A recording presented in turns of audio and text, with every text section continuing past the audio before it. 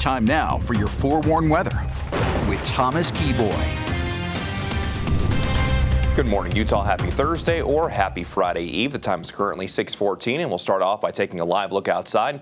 Red Cliffs Lodge in Moab. Absolutely beautiful. Just a little bit of cloud coverage, and you can see the water flowing down the Colorado River. That's going to be a really pretty sunrise just within the next 15 to 30 minutes. Meanwhile, this is the view from Park City Mountain looking in the opposite direction of the sunrise, but I wanted to show this camera because you can see basically the full moon setting behind the mountain right there off in the distance. That is a really pretty view to start off this Thursday morning.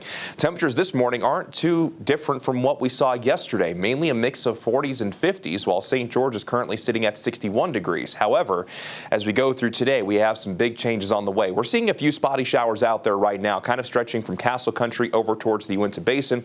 A few light showers up in the high country, but as you look towards southern Idaho, you can see a cold front that is currently approaching from the northwest. And by this afternoon to this evening, that cold front is going to lead to a very big shakeup in our weather. This is one of a couple of storm systems set to move through. The second one will be arriving as we go from our Friday into our Saturday. As we look at your out-the-door forecast along the Wasatch Front through 9 o'clock this morning, very similar compared to what we've seen in recent days. Upper 50s along the Wasatch Front, partly cloudy skies, but that chance of wet weather will be increasing as we go through today, and temperatures will be running about 5 to 10 degrees cooler compared to what we saw yesterday. Along the Wasatch Front will still be good for mid to upper 60s.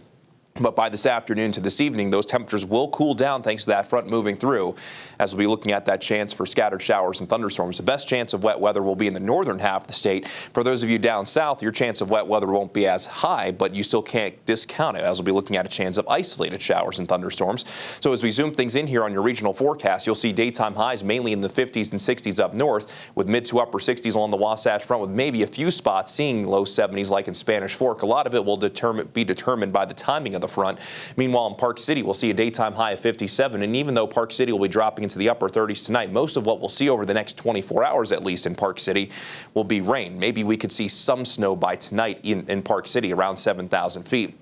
Meanwhile, in central and southern Utah, daytime highs will mainly range in the 60s and 70s outside of the high country, where we'll see daytime highs in the 50s, like in places like Bryce Canyon with a daytime high of 56. We'll get to 71 in Lake Powell. Instead of seeing a daytime high in the mid-80s, we'll be in the upper 70s in St. George at 77, while in Monticello and Blanding over in San Juan County, daytime highs will range in the low to mid-60s. Let's begin the futurecast and walk you through the next few days. We'll begin this at midday today. We'll be looking at the chance for isolated showers and thunderstorms across the state, with that best chance likely coming from this afternoon into the early evening. But we'll hold on to the chance for scattered showers as we go from tonight into tomorrow, because as quickly as this storm system moves through, the second one will be arriving going into our Friday, and I think tomorrow likely brings us our best chance of seeing widespread wet weather across the Beehive State. Temperatures will ease down even more, and by Friday into Saturday, daytime highs will be running well below our seasonal averages, still mainly going to be valley rain and mountain snow. It really won't be until the end of the weekend into early next week where we finally start to see our weather calm down a little bit. Over the next few days, we're expecting some pretty healthy moisture across most of the state. Even St. George could pick up a 1/4 of an inch of liquid water, while parts of northern Utah could range anywhere from 1/2 an inch to an inch.